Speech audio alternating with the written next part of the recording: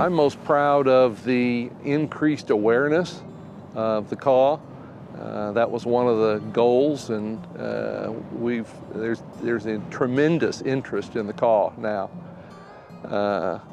I was interested in. I think they, as an organization, succeeded in increasing access to the caw. That was an important goal, and we were involved in. When I was on the board, we were pouring concrete ramps using volunteers and donations from Westar or KPL at that time. So access to the river.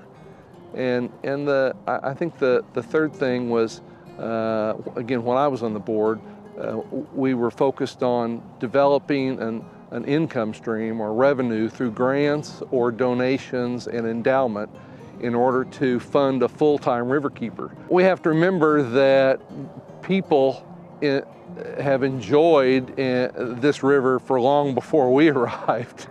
So, but you know, I think the access during this period of time, if we hadn't been focused through Friends of the Caw, it would be fishermen, casual floaters, canoeists, people who, bird watchers who like to look at the eagles, but it wouldn't be what it is today, which is tremendous number of people that are enjoying the caw. So one of the reasons I enjoyed being part of Friends of the Caw is that one of the frameworks that I think about the natural world and where I live and where I recreate is the landscape, and watersheds are a critical factor in that. This river begins on the Republican and the Smoky Hill that are in Colorado, right? And it drains an enormous watershed area to form the caw at Junction City. So that's part of my passion, and really being interested in the river. I came onto the board at a time when Lance, Burr, Patty Boyer, Dave Murphy, Craig Thompson, Deb Baker, solid people, Laura and Mike Caldwell, of course, and they had already established the main vision for the organization. So, but they went before I even got on the board, and they did so much to establish a platform, and a base for everything else that's been done. I caught their passion. Mike Caldwell was a passionate advocate for the caw. I mean, that's one of the principles or mission statement of the caw is to advocate for the river, and he was a passionate. So was Lance Burr.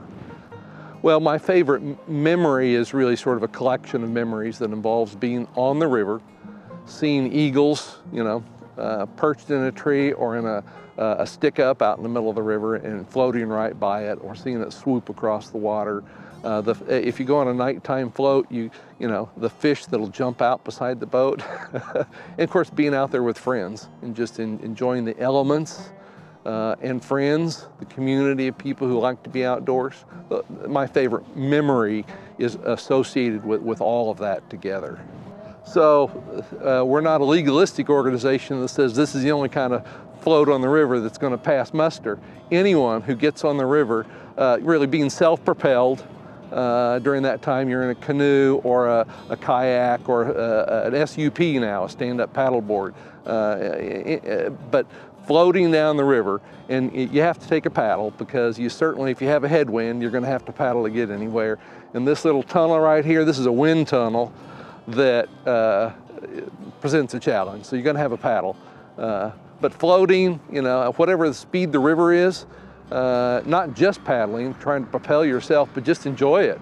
The childhood memory of your bare feet hanging over the side of the canoe or just dribbling your hand in the water, all that stuff. Getting out on a sandbar. As you come down this river, there's so many sandbars, and you can get out a sandbar, and what you can discover there include bones and fossils, and of course people's trash that gets left behind, things that Friends of the Caw is now excavating and removing from the river. But you see all those things. You see tracks of the otters. You see tracks of the turtles, where after they've laid eggs, and then a predator, a raccoon that comes up and, tears up the nest. Driftwood, all that. It's just magic. to watch the water. I mean, I haven't said enough about the water. I mean, just to touch it, to whether it's cold or cold day or a warm day, to watch the surface of the water, to listen to it, to feel the flow and the power of it as moves you somewhere, to be at risk, to realize, oh, I shouldn't have taken that particular route. That doesn't happen very often, but so cut that part out.